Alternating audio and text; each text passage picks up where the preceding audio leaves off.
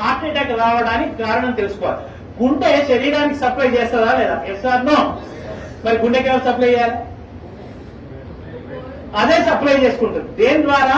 Coronary artery అనే దాని ద్వారా సప్లై చేసుకున్నప్పుడు ఏదైనా బ్లాక్ వస్తే వచ్చేదానే హార్ట్ అటాక్. ఇక్కడ ఏమైంది? గుండెకే సరిగ్గా సప్లై రావట్లేదు. పునీత్ రాజ్ కుమార్ ఏం చేశాడు?